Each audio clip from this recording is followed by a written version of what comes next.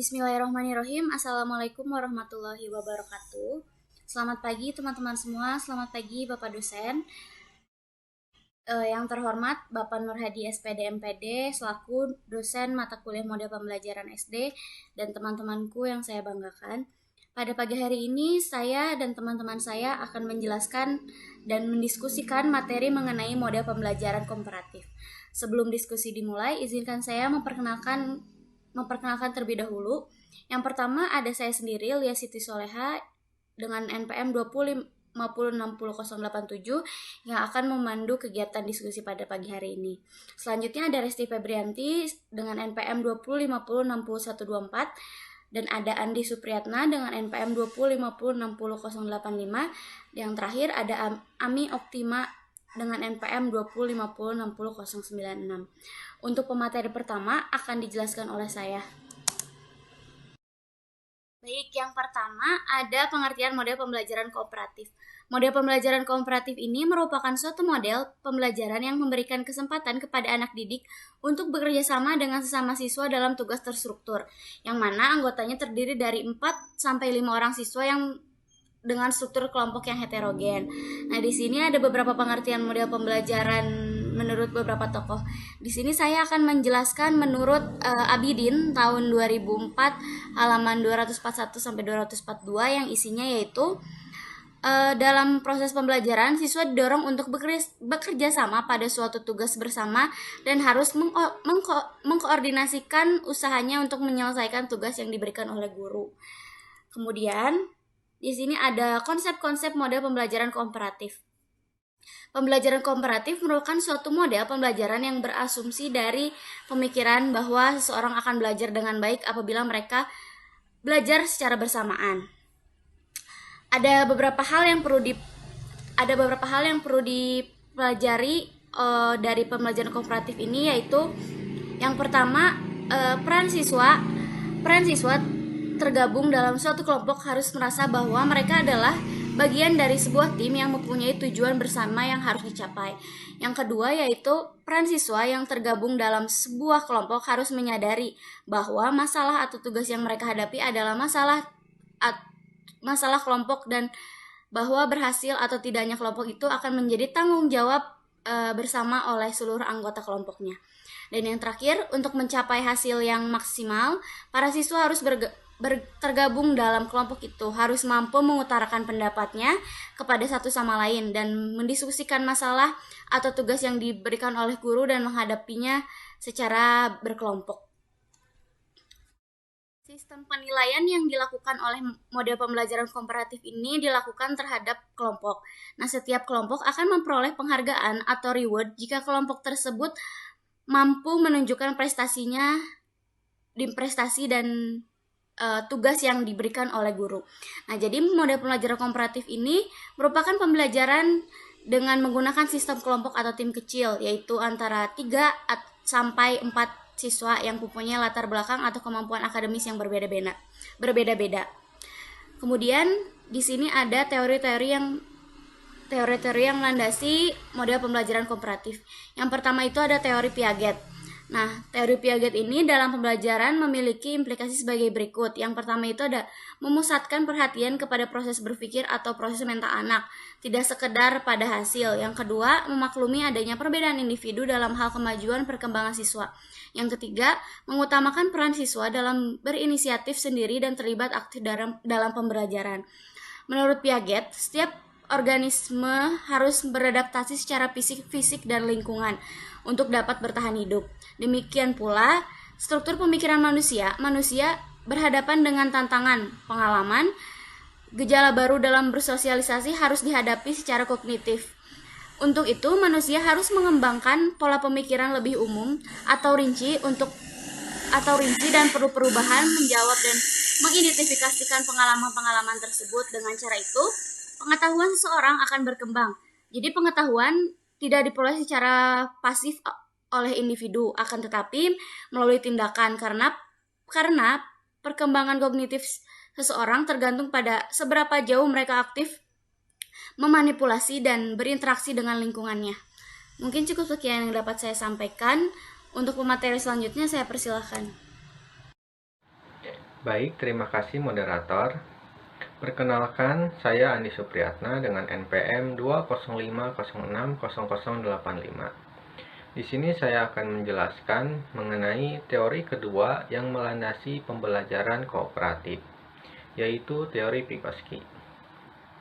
Berbeda dengan Piaget, yang paling penting dari teori Vygotsky adalah kerjasama antar sesama siswa dalam pembelajaran. Ada 4 prinsip teori Vygotsky. Yang pertama, penekanan pada hakikat sosiokultural belajar, di mana menekankan pentingnya peranan lingkungan, kebudayaan, dan interaksi sosial dalam perkembangan sifat-sifat dan tipe-tipe manusia.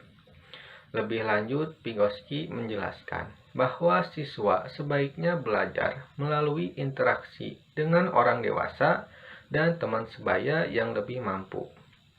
Interaksi sosial ini mengacu terbentuknya ide baru dan memperkaya perkembangan intelektual siswa. Kemudian yang kedua, zona perkembangan terdekat, di mana belajar terjadi jika anak belajar atau belajar menangani tugas-tugas yang belum dipelajari. Tetapi tugas-tugas tersebut masih berada dalam zona perkembangan terdekat siswa. Zona perkembangan terdekat siswa adalah tingkat perkembangan sedikit di atas tingkat perkembangan siswa saat ini, atau jarak antara tingkat perkembangan aktual dengan tingkat perkembangan potensial.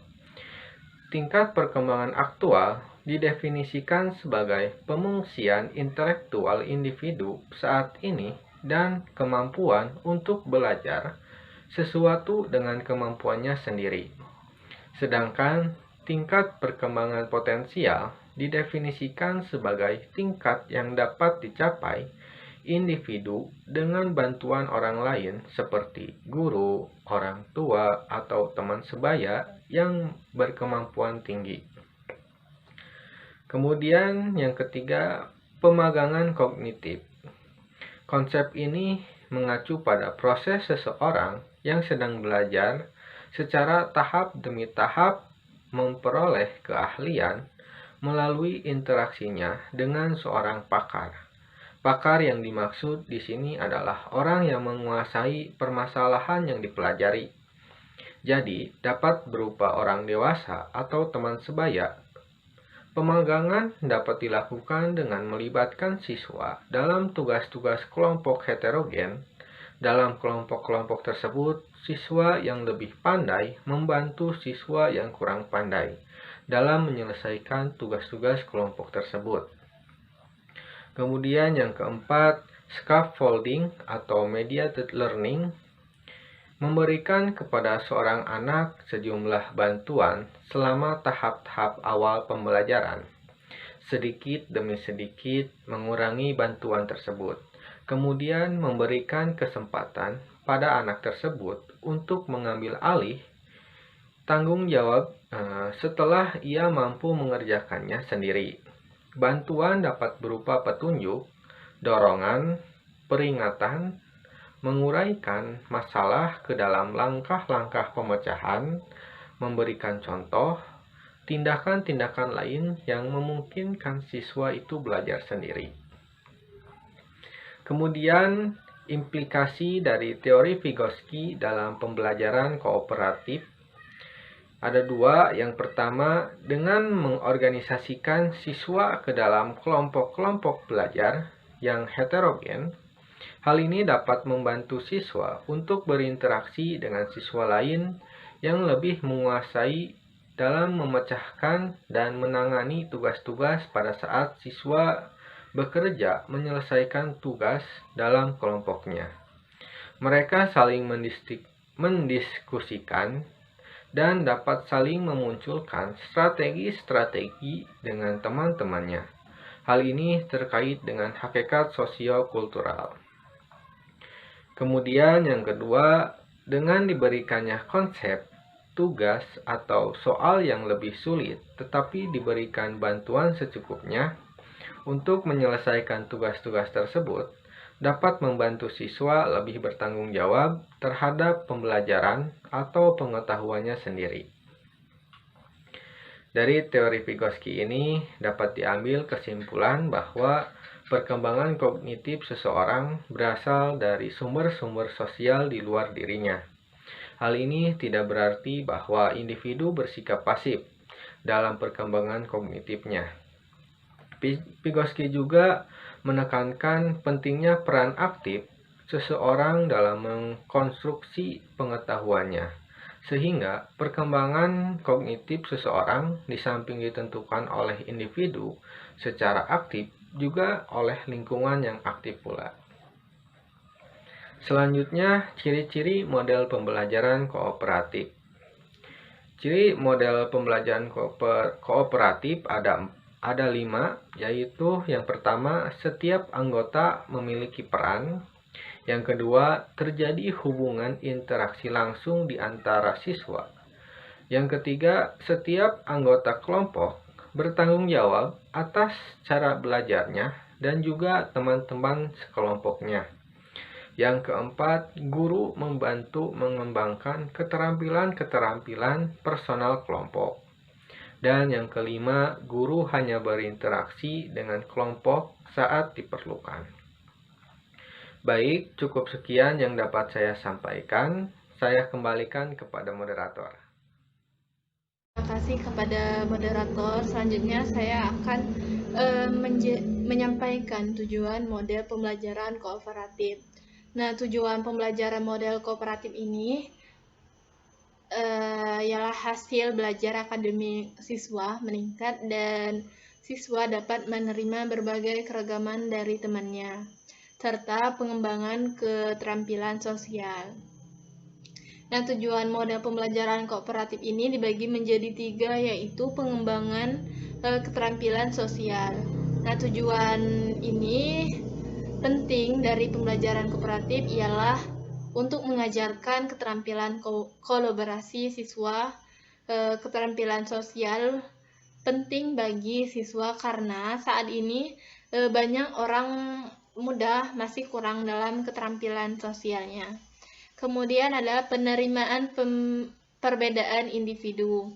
Nah, penerimaan perbedaan individu ini dengan adanya tujuan model pembelajaran kooperatif ialah menerima penerimaan luas orang yang berbeda berdasarkan ras, budaya, kelas sosial, kemampuan, dan kecacatan.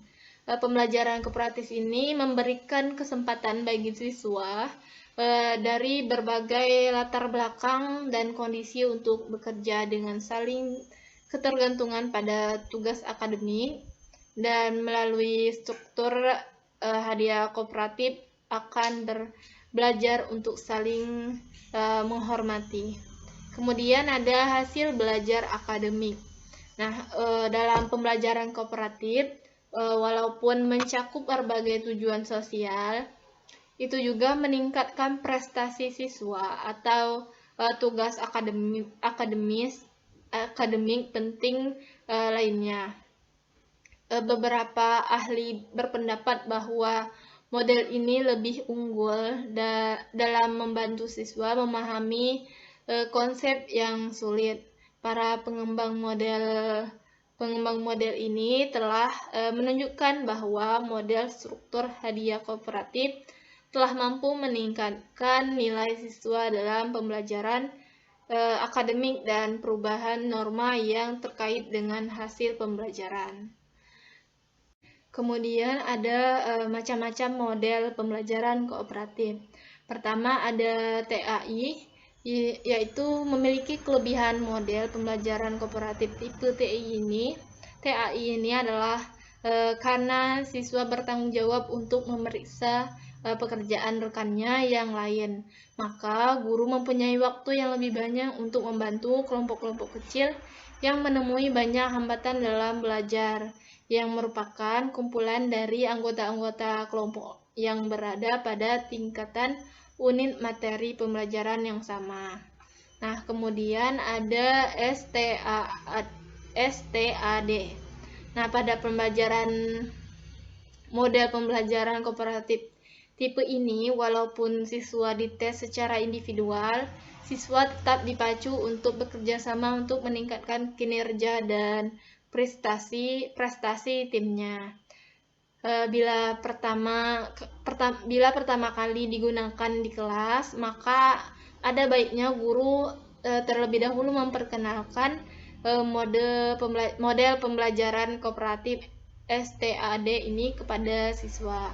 Kemudian ada model TGT. Nah, pada model pembelajaran kooperatif ini siswa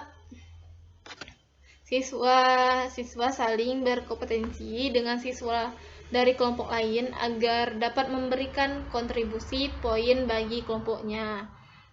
Suatu prosedur tertentu digunakan untuk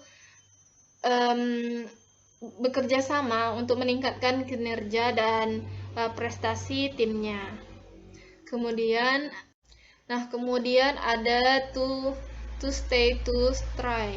Nah, dengan struktur kelompok kooperatif seperti ini, tipe to stay to try ini dapat memberikan kesempatan kepada tiap kelompok untuk saling berbagi informasi dengan kelompok lainnya. Kemudian ada LT, Learning Together. Nah, pada model pembelajaran kooperatif dengan variasi seperti Learning Together ini, setiap kelompok diarahkan untuk melakukan kegiatan untuk membangun kekompakan kelompok terlebih dahulu dan diskusi tentang bagaimana sebaiknya mereka bekerja sama. Baik, mungkin sekian materi yang saya sampaikan. Saya kembalikan lagi ke moderator. Terima kasih. Perkenalkan, nama saya Resti Febrianti dengan NPM 205060124. Di sini saya akan melanjutkan materi tentang fase-fase dalam model pembelajaran kooperatif.